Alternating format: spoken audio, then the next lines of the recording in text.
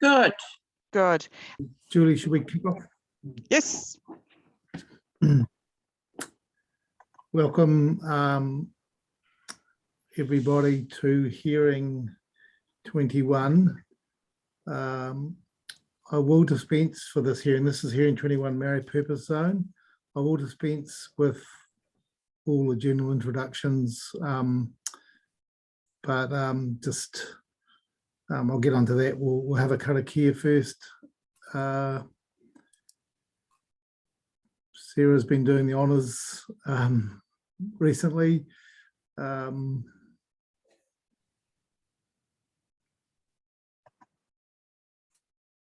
ora, Sarah.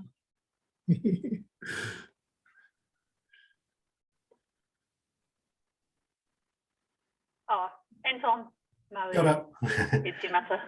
Kia ora. Hei, kia ora mai tātou. Tutahi māku e mi ana kia koutou, ko tai mai nei e tēnei rā, ko te wenare o te wiki. E mihi kawana kia koutou i tō inoho i tō kāinga, ngā mihi mai ohoa tēnei kia koutou, I runga te rangi Māori me te aroha.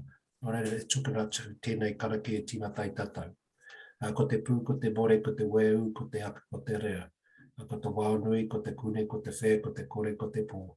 Ko te pō nui, ko te pō roa, ko te pō uri uri, ko te pō tamatama ki te whai ao, ki te ao marama. Ka rongo te pō, ka rongo te ao. Tui ia te kāwai tangata e heki mai I Hawaiki. Hawaiki nui, Hawaiki roa, Hawaiki pā mamau. I hono ki te wairua ki te whai ao ki te ao marama. Tuturu au whakamaua kia tīna, haumi e, hui e, tai kia. Kia ora, everybody. Kia ora. Yes, thank you, Antoine. It's certainly a great way to start the day. I think it's really gets us sort of going in the morning just to have a karakia. It's a great part of our process. So I was just really mentioning before, I'll dispense with the introductions because we're all, in Julie's words, frequent flyers at this in this process. Yeah. But this is hearing 21, the Maori Purpose Zone. We have 2 days of hearings today and reconvening on Friday. And I think we certainly won't fill up the morning, Joe, with your presentation, but we'll stick to the agenda. I think if you can present your 42A report, and then we'll reconvene at 1 o'clock this afternoon for submitters. So are there any questions before we get underway with Joe? No. Okay. Sarah. Kia ora. Just to let you know, I've got some of the hapu statements to send through to Julie, so for this afternoon. But yeah, just to let you know, I think they'll be relatively short and sweet, so we might have a little bit of time to read some of the other reports. No, it's a busy time. So those statements from the hapu members are really good. Sort of collecting them up as we go along and getting them into our system is great, and so appreciate your coordination of those. Antoine. I suppose much as a heads up for Ms. Ritchie as anything, I didn't have a lot of questions in regards to your section 42A report, but I wouldn't mind spending some time with you just explaining through how the iwi hapu development plans, you're anticipating they work, and what might be the process of what you'd think a typical process might look like. And certainly any further thoughts you had about in and outside of the plan in regards to your report to us. And I suppose the other one is it doesn't seem to have come up really specifically, but I'm interested in the links with the other piece of work you're doing, the SASMs, because that did come up in the SASMs hearing, which you're the author to. So if you are able to give us, I'll ask some questions about that anyway, just in case it comes up and you go, oh, that's a bit of a surprise. Those are the two areas that I'm mostly focused on. Thank you. So I think you've got some notes, Joe, to go through. Here we go. Julie's are starting it up now. Yep.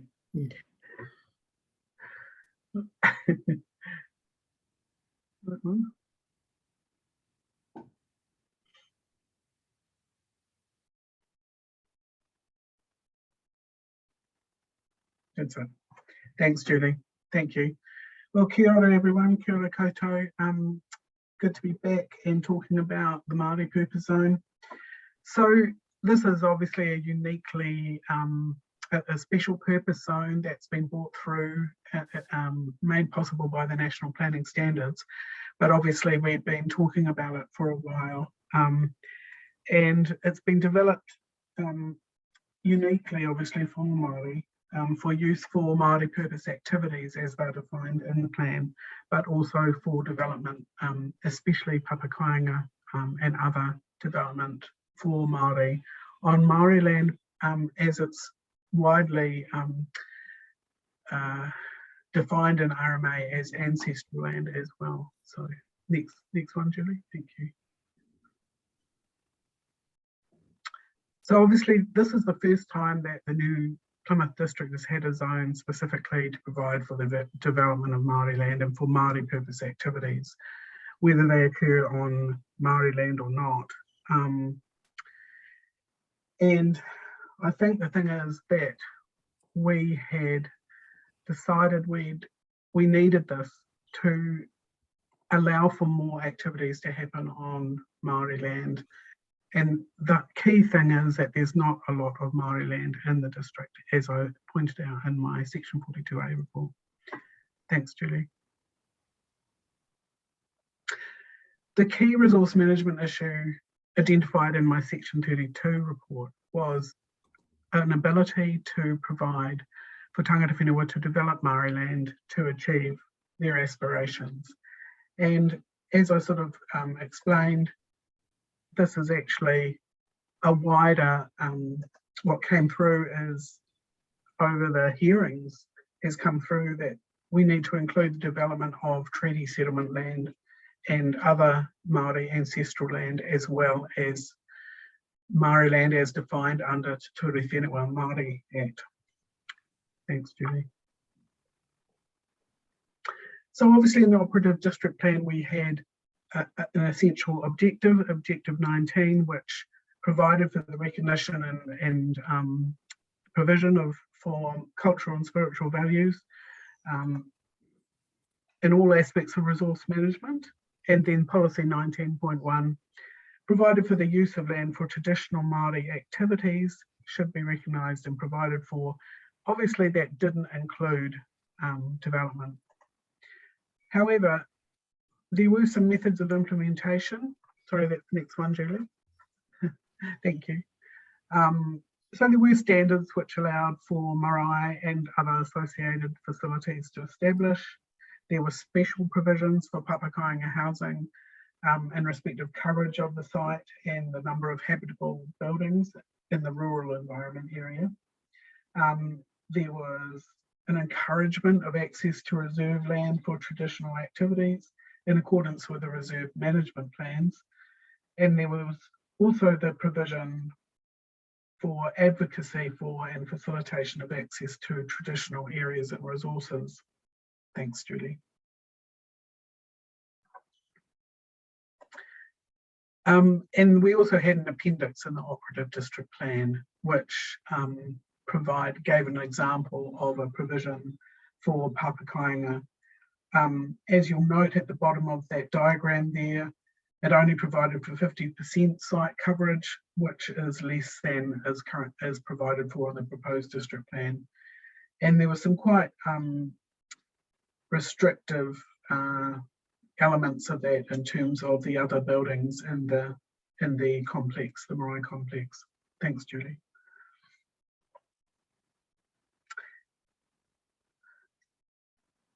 So obviously there were implementation issues, and although it did have a particular policy, the operative district plan recognised and provided for traditional activities, but not really for development of Maori land, and there wasn't any recognition of Maori land per se in the ODP.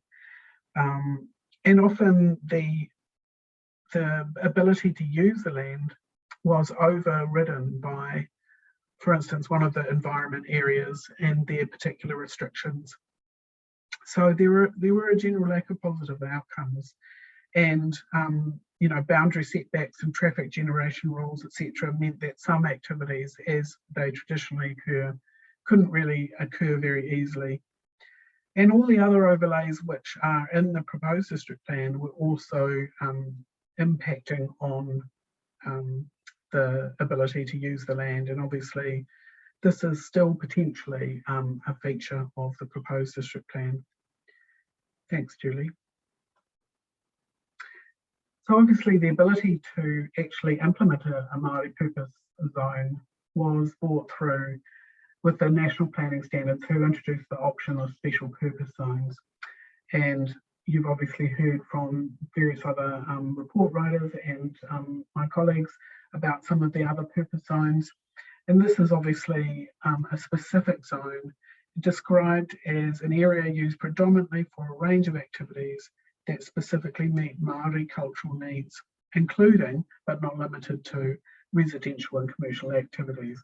So it's quite clear that the National Planning Standards provisions have gone quite a lot further than what was available in the operative district plan for Māori land. Thanks, Julie. In terms of the proposed district plan so far, obviously the strategic direction has been finalised to date through minute 9, and what's on screen at the moment are the two, I think, key elements of the strategic direction for Māori purpose zone. The first one is the historic and cultural strategic objective number 3, and the pivotal point here is ancestral lands being recognised and provided for, and TW11 and the Tangata Whenua strategic objectives, which is obviously key, able to protect, develop and use Māori land, and we've added a reference to treaty settlement land too. Thanks, Julie. It's worthwhile, I think, reading the whole of the objectives out for this Māori purpose zone, because I think they are key to the way that this zone will work. So objective number 1, Tangata Whenua are able to exercise their responsibilities as kaitiaki in the Māori purpose zone to protect, maintain and promote their spiritual, cultural, social, economic and environmental interests and associations. Number 2 is Tangata Whenua are able to exercise their responsibilities as mana whenua in the Māori purpose zone to provide a safe, nurturing environment for ngā uri, descendants, whānau, family, hapu, extended family, iwi, me ngā manuhiri, tribe and visitors, and to ensure the protection, maintenance and promotion of ngā taonga tuku iho treasures, and to avoid, remedy or mitigate adverse effects of activities. Number 3, that the Māori purpose activities, which are defined in the plan, and the comprehensive, coordinated and efficient development of Māori land are enabled in the Māori purpose zone, whilst ensuring actual or potentially adverse effects of activities are avoided, remedied or mitigated. I think that's a pretty good summary of what is expected in the Māori purpose zone. Thanks, Julie.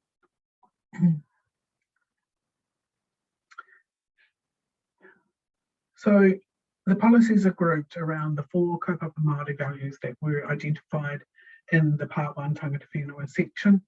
And so we start with rangatiratanga Māori purpose zone policies 1 to 3, policies that allow and manage activities that are compatible or potentially compatible with the role, function and predominant character of the Māori purpose zone, subject to various considerations, and that support the use of iwi and hapu development plans to provide for various types of development within the zone. And I'm happy perhaps if we can wait until the end of the presentation to talk about iwi hapu development plans in more detail. Yeah, sure. Thank you. So then in the next slide, thanks Julie. The next policies MPZ P4 and P5 are grouped under the kaitiakitanga values,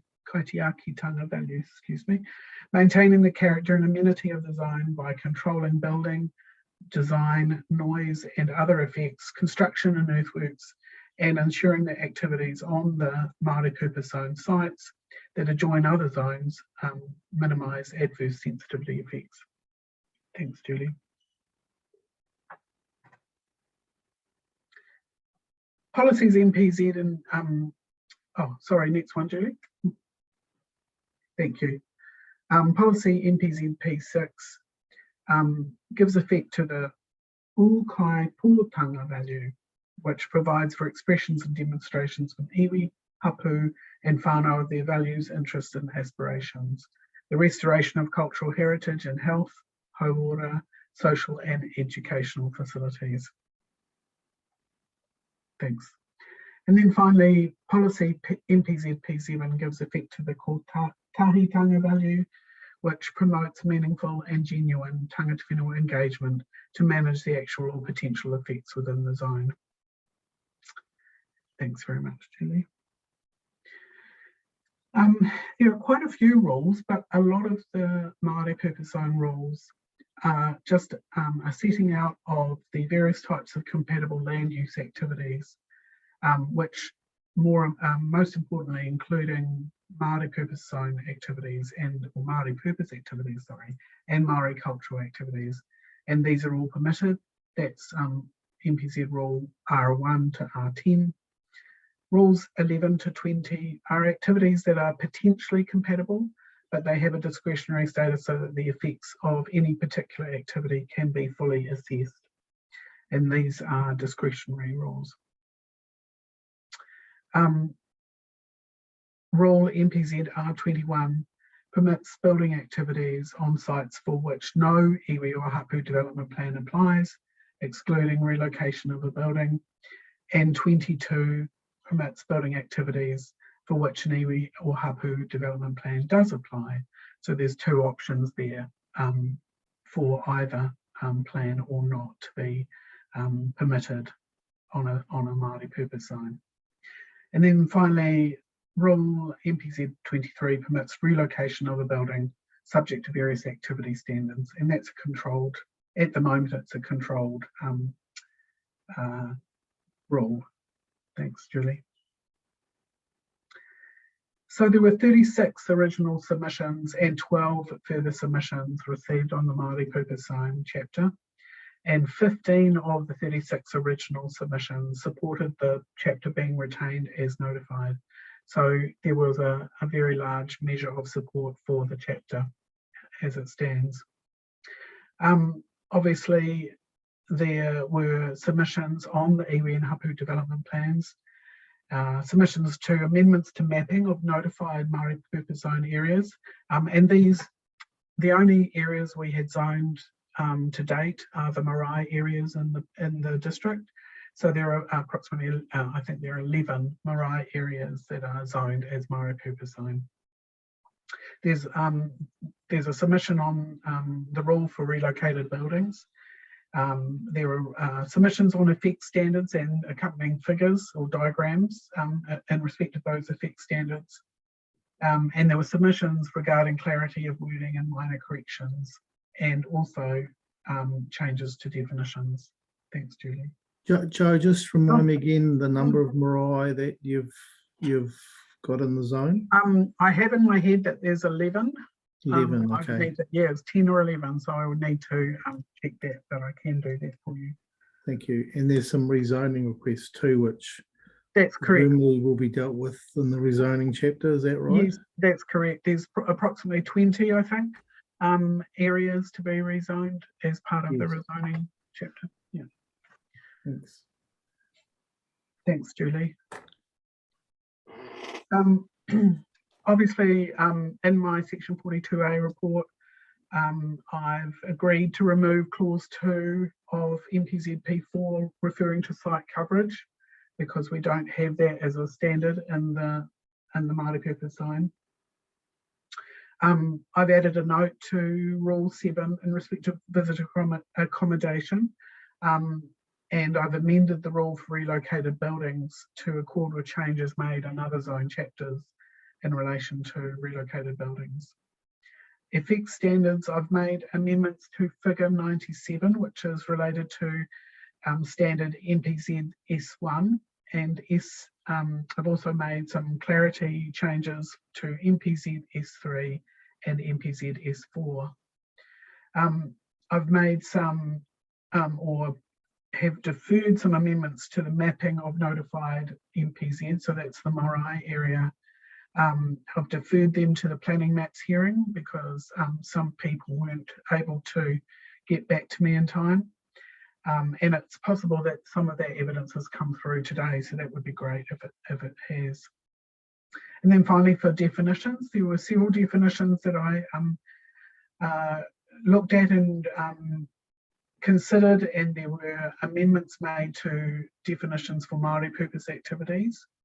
In particular, the nested reference to home occupation, which was incorrect, and to the definition for papakainga in particularly, both the term itself and the content of the definition. Thanks, Julie. So the matters that I feel currently remain in contention prior to obviously hearing evidence, a reference to the internalising effects in NPZ P5, which actually has come through via evidence, and removal of the word significant in amendments to NPZ P3. Consistency of the use of the terms buildings and structures within the chapter and across the plan. Definitions, possible inclusion of primary production and rural industry within permitted land use activities for this zone. And the method of inclusion for Ngāti Te Witi's Hapu development plan, and a reference to treaty settlement land and other various spelling corrections, etc. So that's me. Kia ora. Thank you very much. Happy to take questions. Thank you very much, Joe. Antoine, if you could please lead the questioning on this chapter as is our gentleman's agreement. Yeah, happy to, Stephen. Excuse me. Joe, I just wondering if you intimated this earlier, and I'm really keen to understand from your perspective how you see the iwi hapu development plans working, and what I hadn't said earlier is what relationship they have to the zoning, and because I am familiar with how different types of marae zones work in other parts of the country. I think in the Western Bay was one of the first in the country that had a marae. I don't think they call it they call it a marae community zone now, but it was in the mid-80s. It was a marae zone specifically for marae and some ancillary buildings and some housing around it. Yeah. Tauranga City and under the RMA took on board that and developed two types: an urban marae community zone and a rural marae community zone. And they came up with some numbers of how many houses was a threshold before you developed a plan. And I know Rotorua in this last decade has provided a large number of zones, both in Māori land, where there are existing marae, but also future marae, and they've required like an infrastructure plan, which is, I'm not sure if it's as sophisticated as what's been proposed here, and I suppose that's my question about what exactly is the form of it. And a few other places that have varying different forms. So it's something that's been around for 30, 40 years, but it's not consistently used across the country. Yes. So I'm just quite keen to see how you think the zone and the iwi hapu development plan in your mind is going to work. So I think my understanding of how this should work is that for any land which is big enough to sustain a reasonable development size, because in actual fact there are, as you'll see in the rezoning hearing, there are a lot of pieces of Māori land that are quite small and really only are urupa and very small areas. They're not always able to be developed. So these are for the areas of land that either now or in the future, could have a reasonable development of a marae complex, and that includes obviously the wharakai and the wharanui, but also papakainga in the area. So that's my understanding of why we provided them, and because we wanted also to have an idea first up of how, from a design perspective, how well those areas would work from an amenities perspective, I guess, and to provide some more permissive standards, so they didn't have such restrictive setbacks as in the other zones that might surround them, for instance, but that they also provide for reverse sensitivity effects between different zones as well. And I think there was a understanding that not all hapu or iwi would have an iwi development or a marae development plan straight away, ready to go. And it's turned out that that's the case, because we really only have one that was provided with a submission. That's Ngāti Te Witi, and no doubt you'll hear evidence on that later on. And so there are several other iwi and hapu that I'm sure have got plans in their head for development of different areas, but they just haven't managed to, create a plan as yet. And so really the zone the way we've constructed it is that it allows both the plan that's in there at the moment and outside of the plan to be considered. And I think that's policy MPZP 3.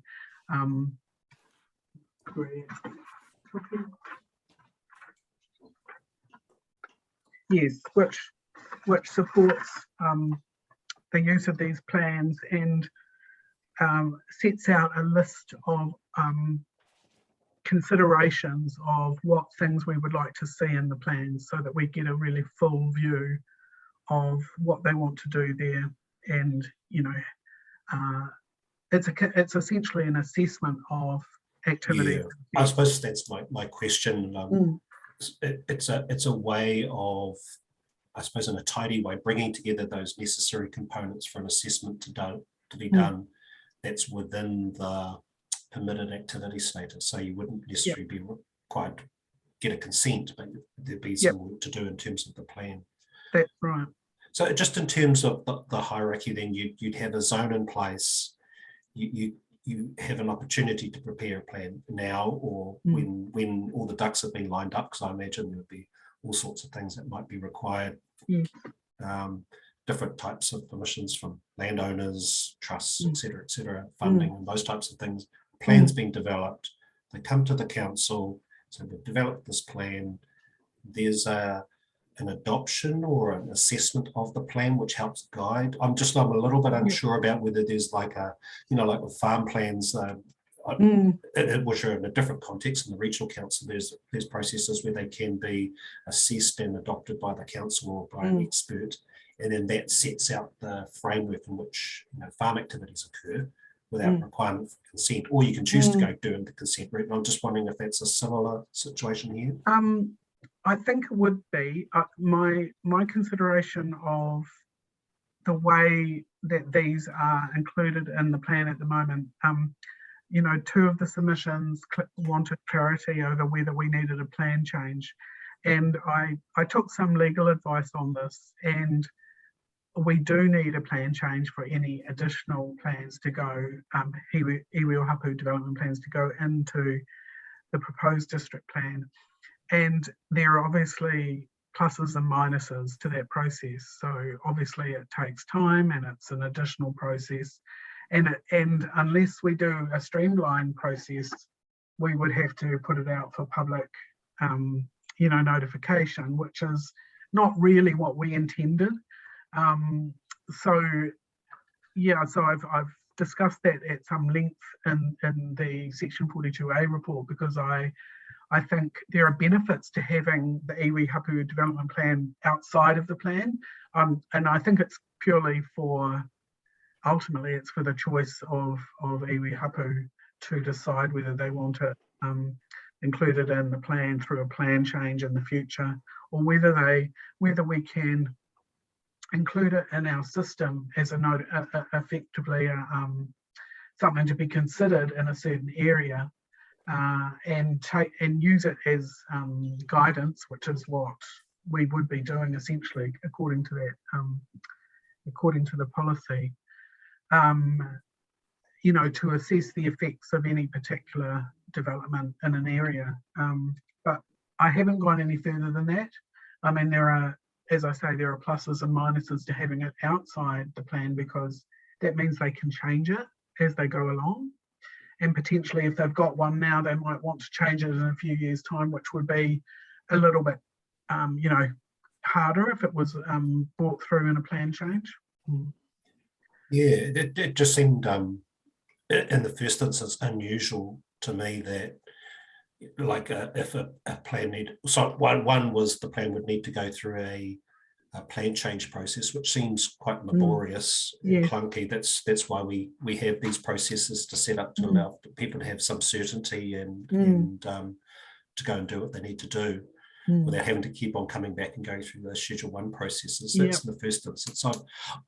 I don't think I've seen the legal advice, and I'm not sure whether you're able to share that with us, but I want to push back a little bit on that. I'm not quite sure what was the rationale, what was the question being answered in regards to the legal advice, because certainly it seems to me that obviously I'm just willing to know what's the threshold for then between it doesn't have to go through a plan change process and then all of a sudden it does, what that threshold is.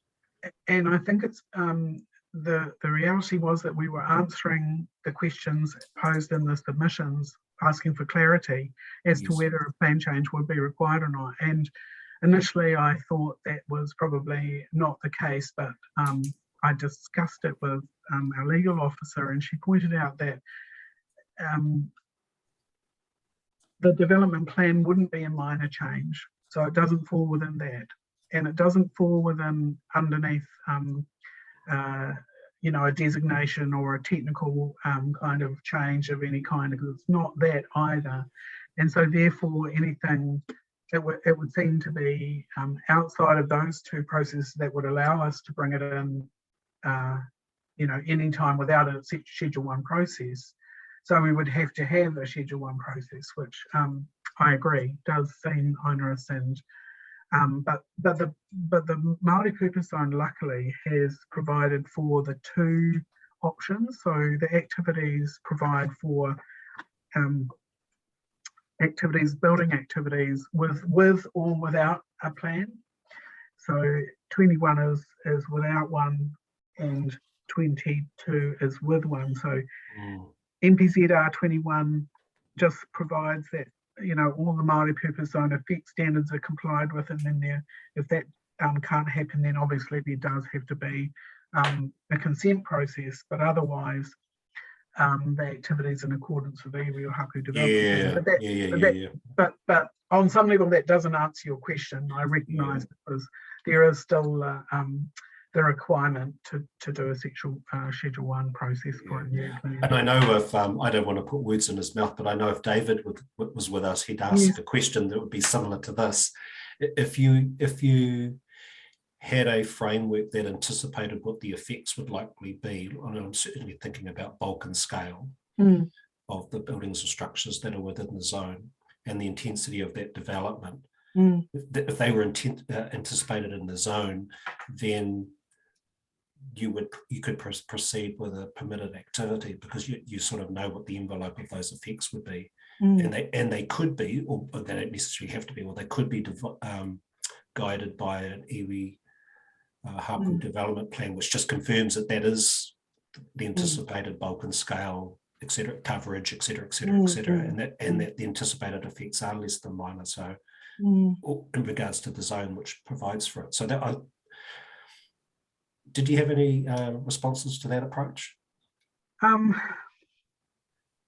really need to go away and consider it, I think, because I suppose it's a little bit out of the scope of the submissions. I'm just, it's a hypothetical, because that's the way that I see it often. I agree. I agree. But I'm just saying that would be a normal practice, perhaps. particularly when you're thinking about other zones like a residential zone. It's anticipated to have residential development of a certain size, height, bulk, etc., and the types of effects that might occur. They're anticipated, they're expected, and all the provisions provide for that. So I suppose that's more of a belts and braces approach. Yeah. And I suppose that's what you said in your early promotion, that's what you're trying to avoid. And it's trying to see how close to that, how close can you get to that where it's enabling, it's permissive, it's meeting those RPS directions, and certainly from the early objectives that we've set out in the early minute. However, it's not laborious. Yeah. No, I take your point. I suppose I'm trying to avoid problem solving here, but I'm just putting out hypothetical. That's how you might expect your development to roll out. Because if you're going to have the provision, it seems to me, if you're going to have the provision for the iwi hapu development plan, that they're going to have a bit of weight. It seems like that's a significant undertaking, so you want them to have a weight. But then if you're going to take them through a Schedule 1 process and allow everybody to, well, I'm not sure how you notify it, on what basis you notify it, but you could have every person and sundry coming and having a say about it. That seems very laborious. And it doesn't seem, I wouldn't have thought it was. That's right. And it would beg the question, why have all of this process? You could just have Schedule 1 processes to apply as a zone. That's good. I appreciate you just explaining that through with me. The next question I have is just around some of these definitions. So in your section 42A, you set those out. I'm just wanting to just double check that iwi hapu development plan. Do you feel it's got enough definition? This carries on from our just little discussion about the weight up that you'd give a iwi hapu development plan. And it's interesting because it sets out what it is and what's going to be in it. Does it need to also have anything? Do you think it needs to have anything about the weight that it needs? That's maybe it's not in the definition, but that's in the policy. But the way in you've used me like it provides guidance. That's right. I'm just looking. And it'd certainly be used as a tool for assessment.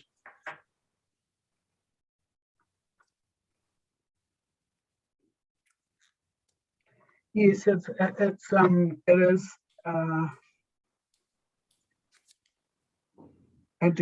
probably a little bit higher level than it should be, because it just talks about providing guidance to the council when administering activities. So that's when activities are actually occurring on the zone, not actually what the plan is, or what level of importance the plan might play in that process. I'm asking the question openly. I'm looking for a particular answer, just because you think about other plans that might be prepared, and you sort of have iwi planning documents recognised by an iwi authority, and they could have been prepared by hapu, and they have a certain weight in the RMA. And then you might have a site development plan, which is part of consent, and it might be part of the conditions. It might be controlled consent, and it refers to a plan. And this is the way in which development is going to be rolled out. And so that's not necessary, and that being accepted by the council, it has all the things, and it's there's some formality around the recognition of that plan. Yes. But then there might be land use plans or master plans that are actually quite separate to the consent or the plan change process that the developer, in this case the Maori community, the iwi hapu, have developed, and they want to change it whenever they like, and that might become part of the process, or it might not. So I'm just trying to get my feel about where this one fits, and I think it seems to me there's some good ideas around a plan that might need to change. So like I was just thinking about the location of a marae. It was in a particular, wharenui and a wharekai and other ancillary structures is in a particular place, but after further investigation, I think, well, actually, we've just got to orientate it in a slightly different way. You wouldn't want to go through a plan change process to do that. No, it just seems really silly. not. So I'm just trying to get a feel for where this plan sits in a statutory sense, but also in terms of guiding the development sense. I think we do need to reconsider that. We certainly wouldn't anticipate not providing flexibility for that kind of issue or other similar issues, which that would just be completely contrary, I would have thought, to the intent of having the plan to start with. And you could think of different ways that gets done elsewhere. You have building envelopes, which is normal. So within this area, you can have the bulk and scale of these types of buildings, and these are the expected design features of those. That gives you quite a good level of certainty, but it also gives you some flexibility. We do have some fixed standards on that in the Maori purpose zone, but that's right. But they're not really specifically linked back to the iwi hapu development plan. That's right. Yeah, they're linked to the zone. So I was just thinking about do those effects, those activity standards give enough certainty about the types of effects you'd expect in the zone, and then the hapu management plan. So I'm getting my plans mixed up. The iwi hapu development plan then does actually guide and give effect to those standards, the objectives, policies, rules, and standards. And then there's my question mark: does that need to go through a Schedule 1 process?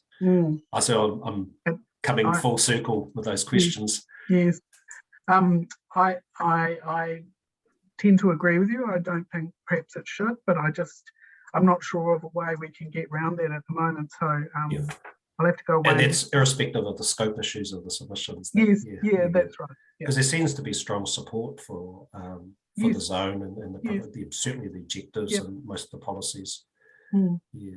Okay. Next one is just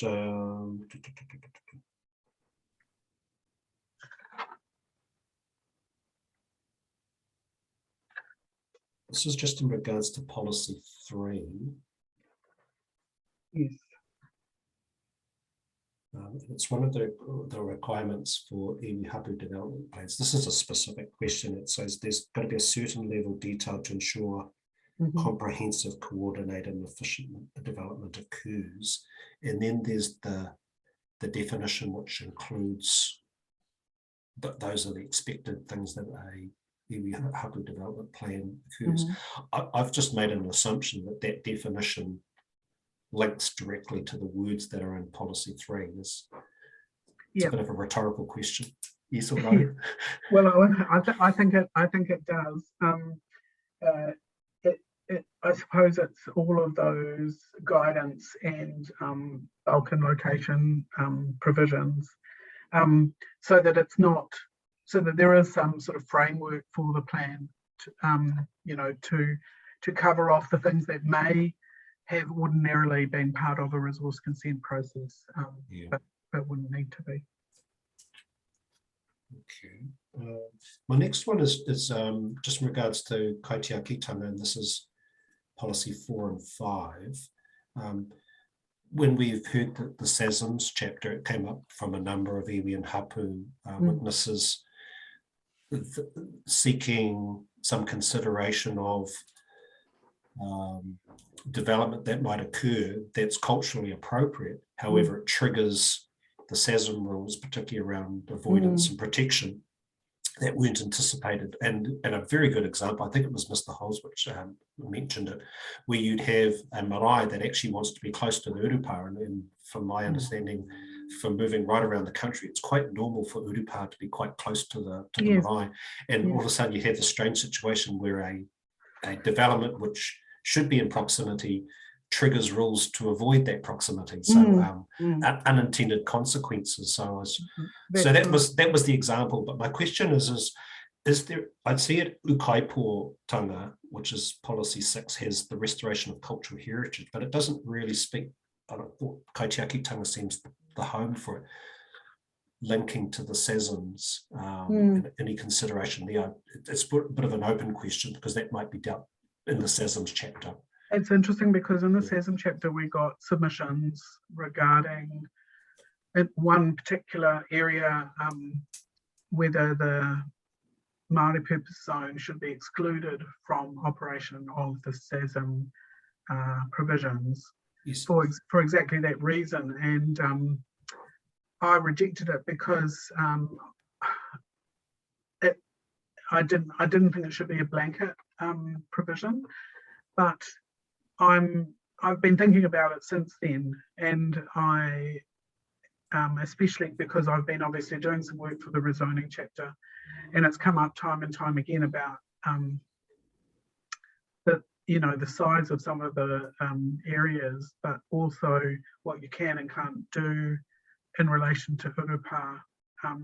And often it's only the urupa areas, large or small, that have been returned to Maori as Maori land, or in other avenues. So it's tricky, and it's definitely not my intention or our intention to restrict the way that these areas can be used in the zone, in the Māori purpose zone, because I obviously take it that tangata whenua or mana whenua of the area are the people best placed to make a decision on how close or otherwise to work around their urupa. So it's a bit rich if we we want to make that decision. So it doesn't make sense to me. So but right now I'm not quite sure how to do it. I'm not sure that the Māori purpose zone provisions are the right place. It's perhaps we need to exclude the buffer zone or the extent of the SASM from these zones, or from this zone, or do we need to make a consequential amendment back in the SASM chapter to actually do exclude the Māori purpose zone from the provision of those provisions? I haven't had time to really think it through, but I think there is. Yeah. It seemed to me like there's been lots of really good work done to identify, locate, in many instances, identify the extent of SASMs, and then provide an understanding of where those the buffer zone is. So it seems to me you wouldn't want to be tinkering too much with that. No. And have all these strange, because I think transparency is really important. Yes. I think that's certainly something I picked up as a result of this proposed plan, is just the level of information now being provided is much greater, and therefore people can make really informed decisions. It does seem to me that the process by which you consider the SASMs in light of the types of development and the appropriateness in the first instance includes iwi and hapu. Yep. And in the second instance, it's a process which allows for really good thought and consideration, and it's not overly burdensome. I'm not necessarily a person who says you shouldn't have consents for these types of things, but because consents often are a good way of, a consent process is actually a good way of ironing out or being able to articulate these things. They don't have to be a burdensome process in of themselves. I suppose people often go through a consent process and they think of the hardest, the longest process they went through. And they don't necessarily have to be like that. They can actually be quite fast, depending on the activity status, of course. I suppose that was more of a discussion just to see what the links were or not between the. There's some merit in terms of those overlays, trying to get the overlays to capture and focus on that particular resource in their own right, with the links to other sections. So we'll just take that on board. Thank you. My last question is, this is more of a clarification. At Kotahitanga, which is our policy 7, so promoting meaningful and genuine tangata engagement to manage actual and potential effects. And I suppose you in the first instance, you make an assumption that the right people are progressing a development in the Māori purpose zone, and it could be a Māori land trust, it could be a reserve trust, it could be a development company, it could be a settlement trust, etc., etc. They may not necessarily be the mana whenua of that place. So the mandated authority or group that looks after so as the kaitiakitanga of that area. And it seemed to me that this policy goes to that where those who are undertaking the development, there is some engagement and consultation with tangata whenua. They might be talking to themselves, or they might be talking to the iwi or hapu authority that's been mandated to do that. So I suppose my clarification was that that's the case that you're anticipating with that particular policy. Are you referring to perhaps the fact that we've used the words tangata whenua instead of mana whenua? No, not necessarily. I Okay. wasn't really focusing on those words. I was just thinking about, because of this chapter, it's focused on development in the Māori purpose zone. The people undertaking that development may or may not necessarily be the tangata whenua group that's authorised in resource management processes. So for instance, the Land Trust, which is the trustees made up of representatives of the beneficial owners, saying we're progressing the marae development, and they have a conversation with themselves and their cousins who are sitting on the hapu trust, and say, can we have a letter of support for what we're doing, and this is what our plan is. It's just a clarification that's what that policy is talking to. I think it is. From what you've said, maybe it needs to be clarified, perhaps a little bit more, to provide for the range of situations you've just sort of referred to.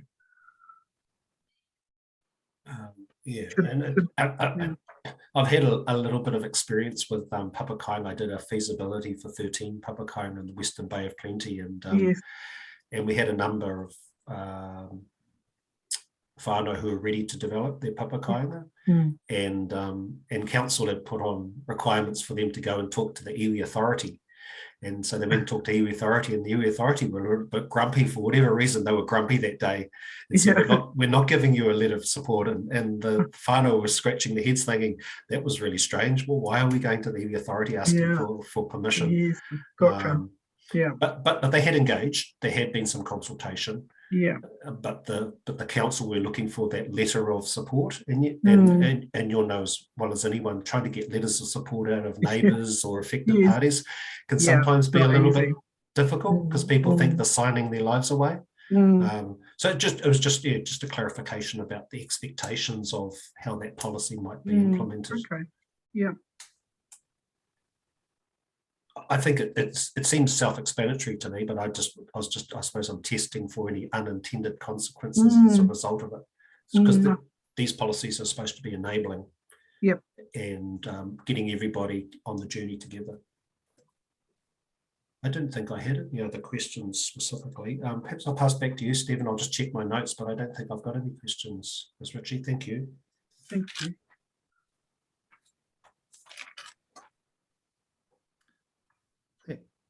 Thanks, Antoine. Yes, good morning, Joe. Good morning, Steve. I've been listening pretty carefully to the discussion you've had with Antoine, and I suppose just a couple of connection questions.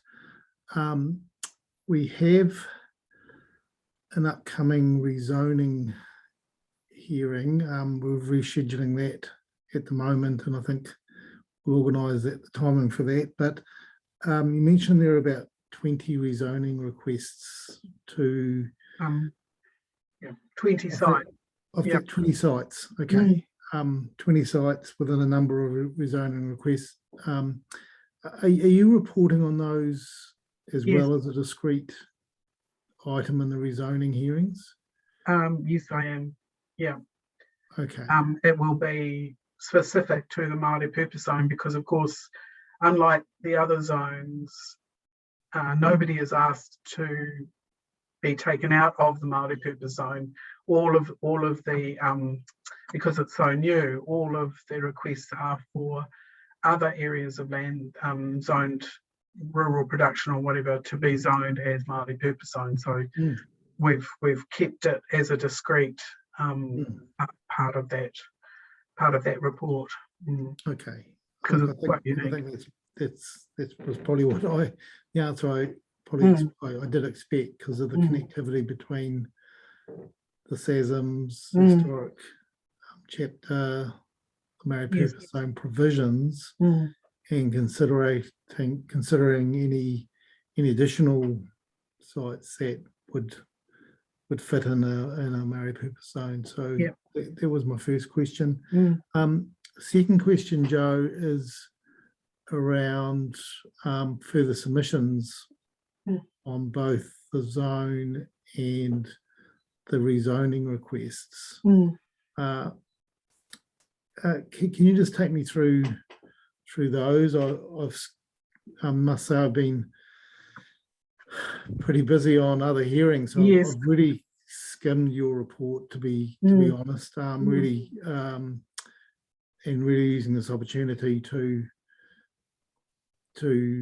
get from you a general feel about opposing submissions. So there weren't many further submissions. There are only 12, as I've pointed out, and they're all set out in Appendix 2 in grey. You'll see that Ngāti Rahiri in particular put in 2 further submissions seeking new sites to be added as Māori Purpose Zone, and they attached a wonderful map, so that will be addressed and discussed. There's several areas in their map, some of which are grouped, but we've dealt with them in the rezoning, and I've said that they've been accepted in part and deferred to the rezoning. I'm just looking here at the rest of the further submissions. They're all in support of the original submissions, and most of them pertain to the correcting and amending of the boundaries of the current notified Māori Purpose Zone sites, which are all marae.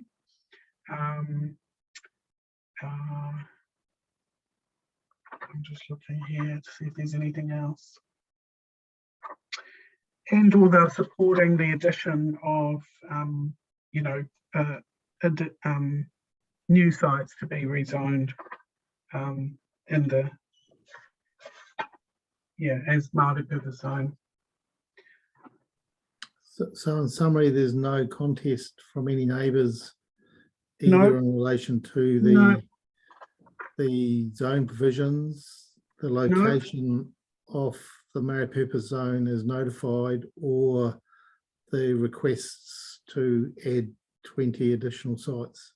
Well, the request to add 20 additional sites have come through those.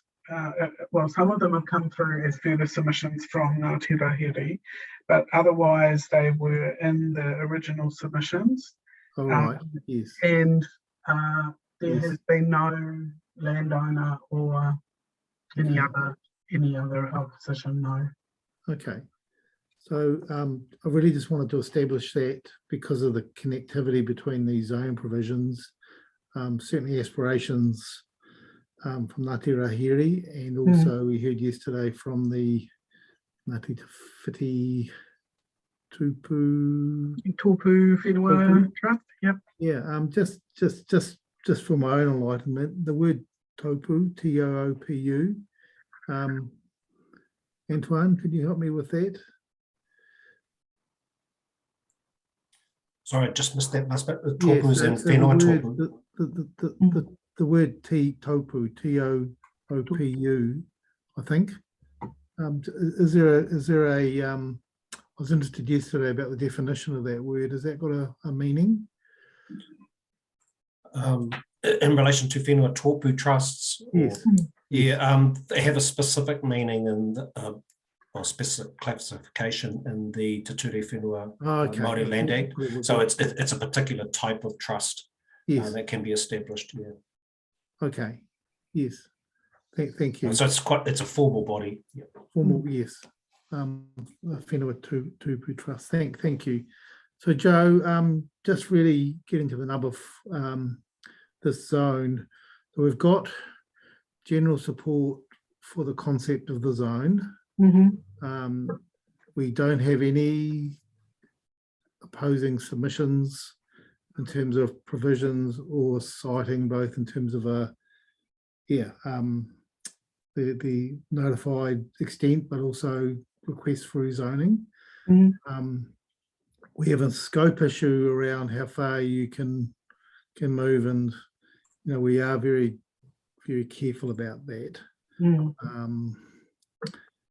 So I think that's sort of the baseline for our decision making. We have a national planning standard that anticipates this very zone or district plan provision, and we have good examples around the country of how these have started to evolve in other districts. So I think that's the context we have to work within. I was really interested in the discussion about the iwi hapu development plans. Is that the term? That's right. Yep. And the linking of that policy into the enabling provisions, not off the zone. So I'm still not clear in my own mind, given that both activities, the activities as defined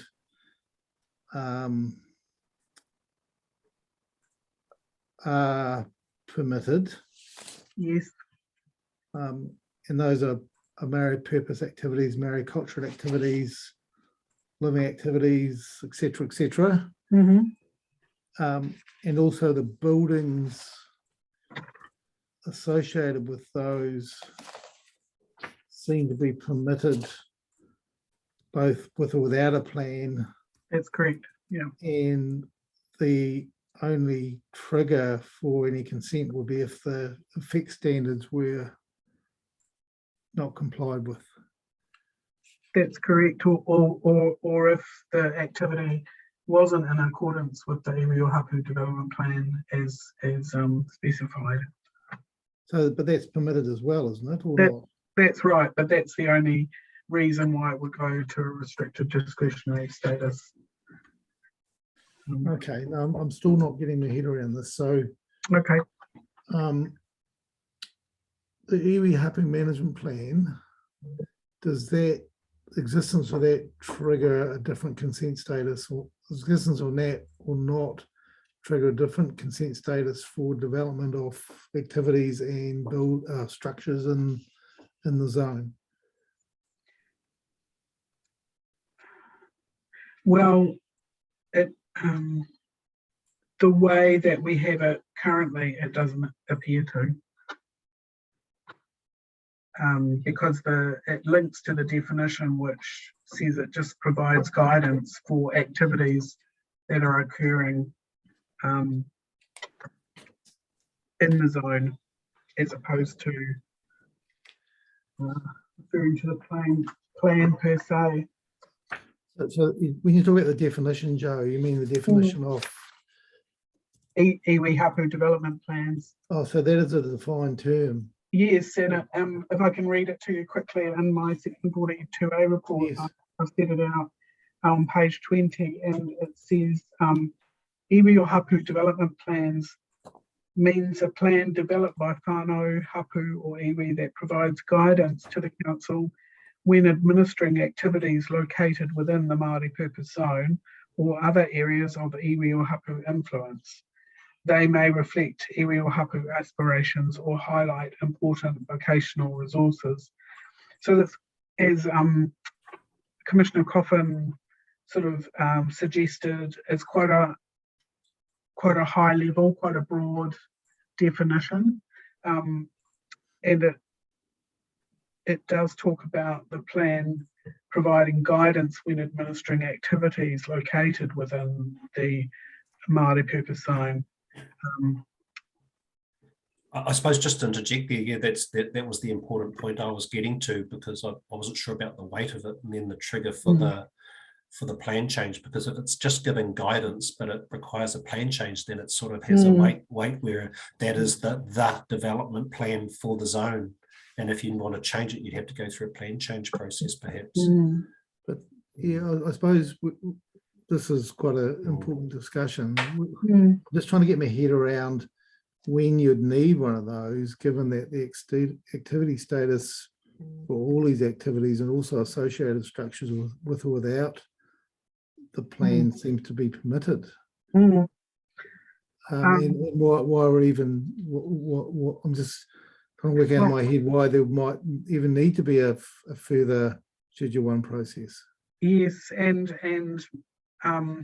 that's why in my report I discussed the advantages, I suppose, of not bringing one into the plan, because it allows flexibility to change the the iwi hapu development plan, and to update them or to change them quite considerably as time goes on, which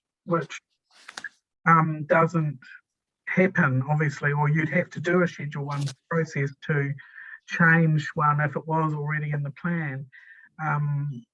So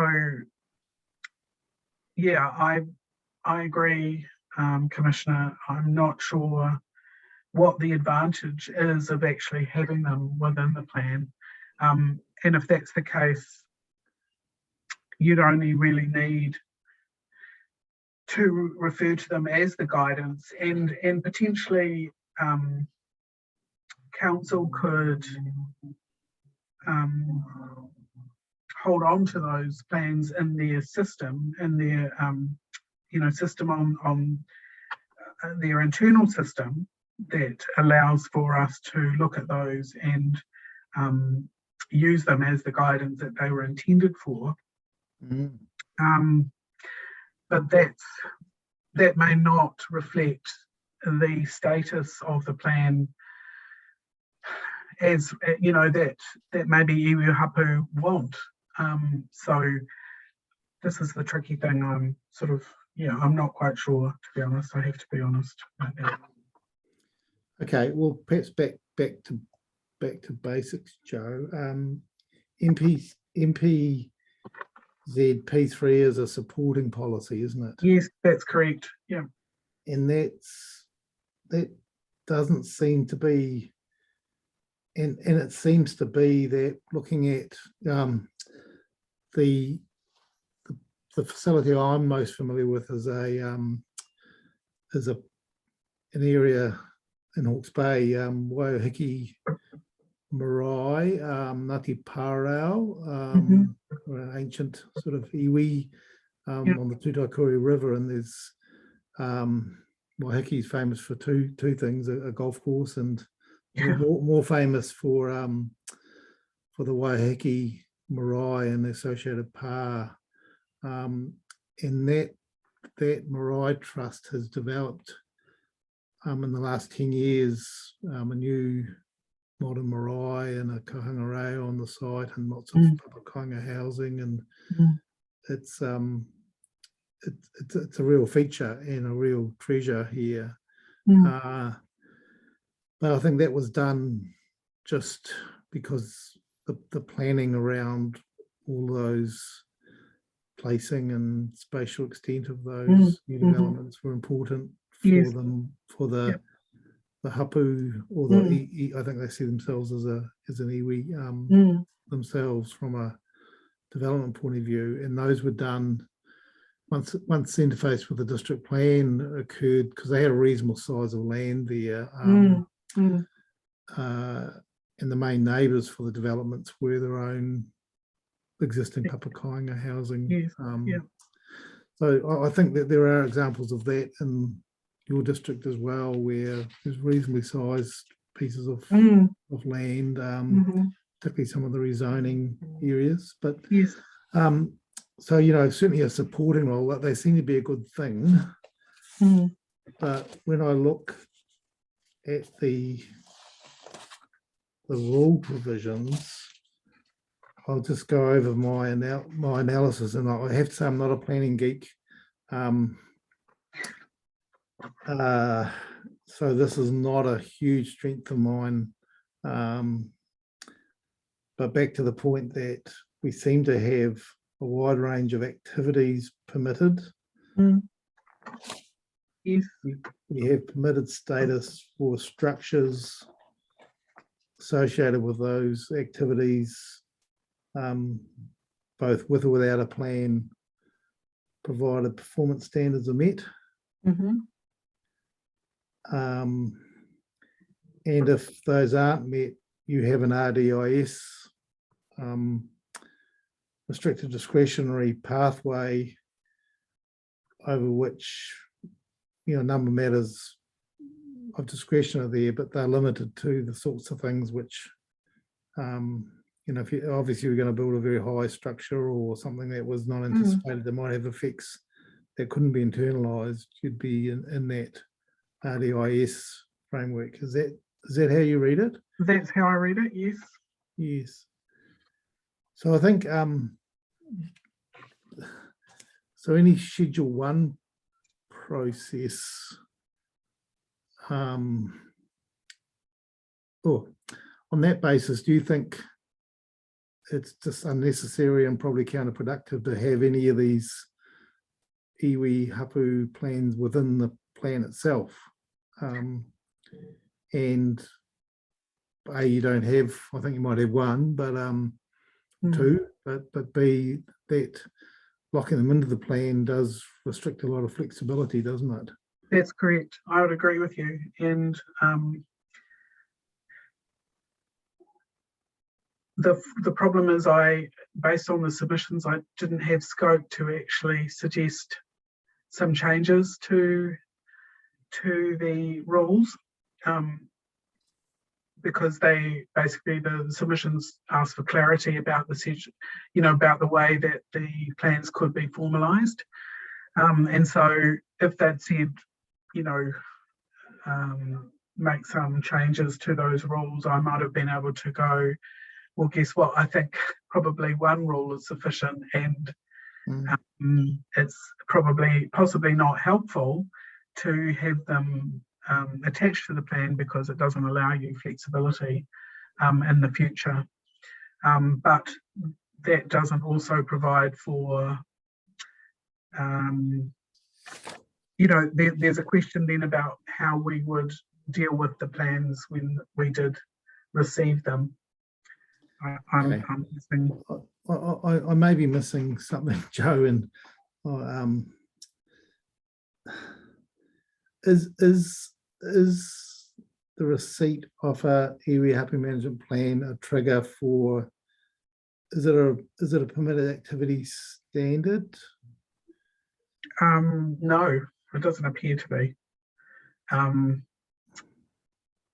It's just setting out the two. The two rules are to provide for where there is a development plan or there isn't. Yes. And so there are obviously slightly different permitted activity standards, but also to some extent different restricted discretionary standards. Yes. Okay. So we have a management plan.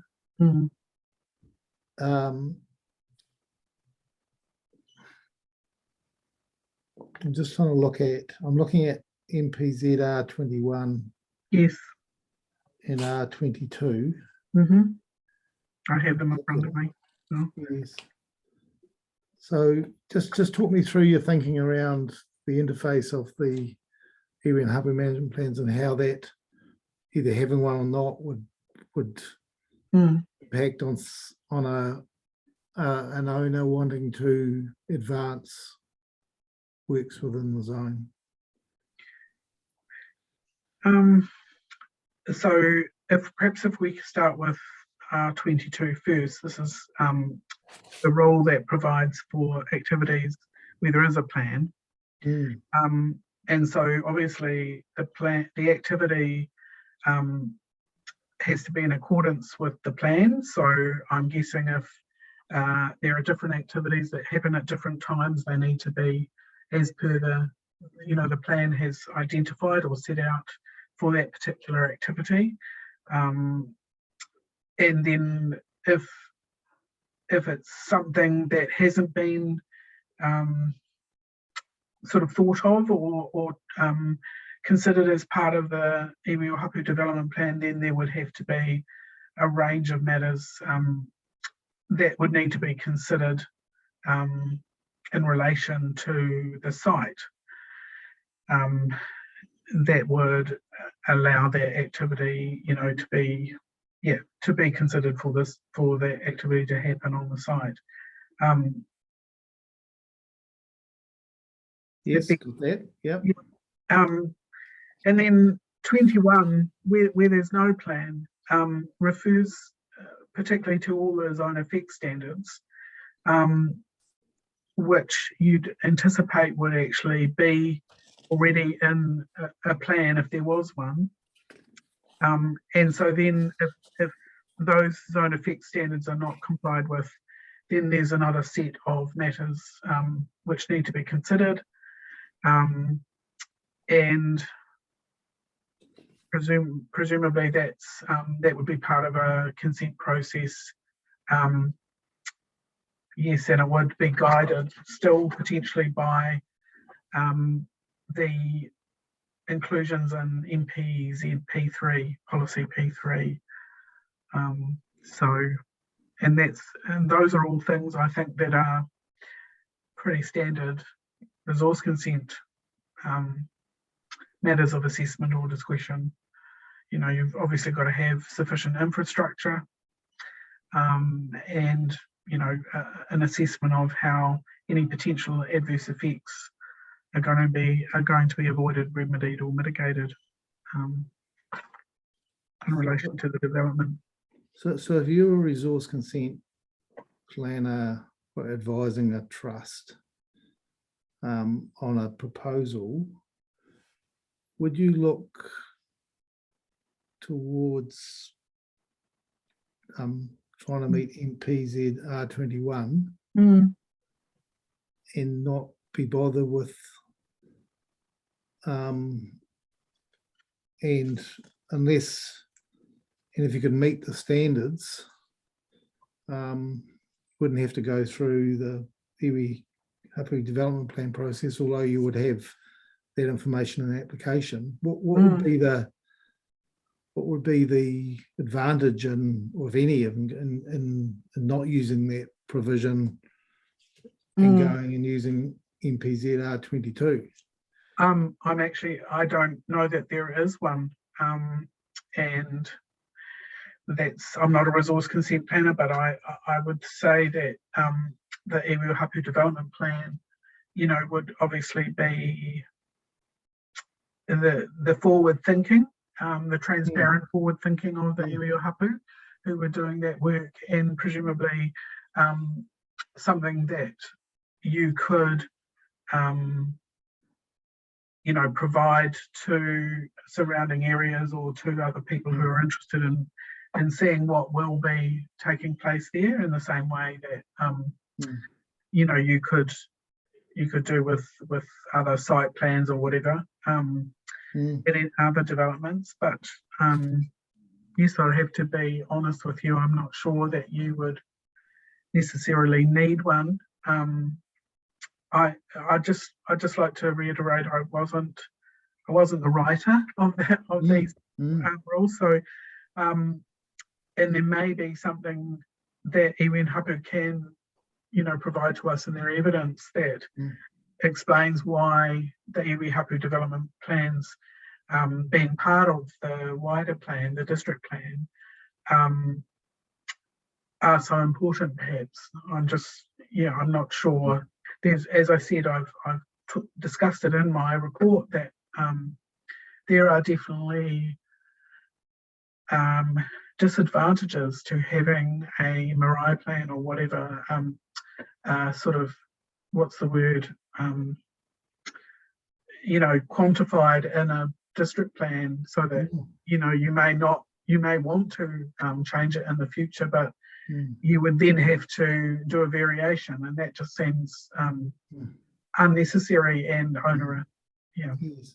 Yes. Okay. Well, Joe, that's been a good discussion. We'll certainly hear from certainly Sarah, Keith, Marlene, Maori are listening in. Probably just to follow up on this, the Maori purpose zone is a special purpose zone to enable the activities that are listed in. Yeah. Quite a long list. R1 to R1 and 2. R20. Yeah, no, 20. In like a commercial zone or industrial zone or a residential zone, within reasonable effects standards, you'd expect us to be able to get on with the job, wouldn't you? Yes, exactly. Even more so here because of the low amount of Maori land available in the district. Yeah, yeah. So this is a real go forward enabling type of zone. And perhaps we'll hear from some other evidence, but if you could just reflect and certainly come back to us in your verbal right of reply and then the floor reply just about after this discussion with Commissioner Coffin and I, whether there's any harm in having the policy NPZ P3, which looks like a good idea, and if development could be advanced under NPZ R21 and R1 and 2 and 20 without going through a resource consent process within fair standards, that seems to be an appropriate consenting or non-consenting pathway. Non-consenting pathway, yeah. But if there are some of those standards which are breached, there's still an RDIS process to go through under R21 without requiring the need for any Schedule 1 process bringing in a iwi pathway plan. Okay, so that's great. The second question I have is about status of the RDIS, and this will go to scope as well. Again, with the very targeted activities and the reasonably broad activities that are permitted in the zone, I'm just wondering why you'd even need to go to an RDIS and whether controlled activity would be appropriate, and therefore just thinking aloud, designated sites, you have an outline plan process, the details are worked out between the council and the acquiring authority. Is this a circumstance where that sort of, I suppose, easy care enabling provision could be provided without, I suppose, the possibility that things might be notified and those sorts of things? And that's why I asked you the questions about further submissions or any opposition to the prospect of the zone. Yeah, okay. So a potential change from RDIS to controlled for... Just have a think about that, and again, this goes to scope, and again, I know from my own experience, getting these sorts of things off the ground through the, and this is not a criticism, but just through the processes of iwi and hapu trusts and it's a very inclusive process. So quite often getting going on these things is quite difficult from a process point of view. But if we are really zoning in on specific areas where these activities are really wanted to be encouraged, which the objectives outline right through to the strategic objectives. Let's have a think within scope of how we could just make that as comfortable as possible within the reasonable standards. Is what I'm thinking about. Yes, thank you. That was a bit of a long discussion, but an important one. Antoine, did you have any follow-ups on that? I didn't. Thank you, Stephen, for just going through that rules framework. That was really helpful, certainly with the questions I had about whether you how you proceed with Give us the your- Habu development plan and the plan outside of the plan, but also Mm. a situation where you don't have it. And I was just quickly going through the rules, and I was thinking, well, if I was going to be developing, I'd be going for the no iwi Habu development, because as long as you get through those building heights and setbacks at the boundary, you're home and dry. So You're good to go. kind of makes sense based on the current framework. That would be the non-consenting pathway of least resistance. Yes. on my look. Yeah.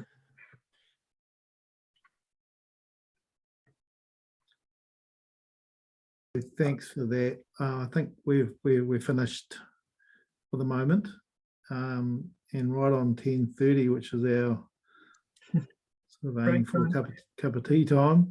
Yeah. Sarah, are there any, or Maria, Keith, Marlene, is there anything to check in on before we come back at 1 o'clock?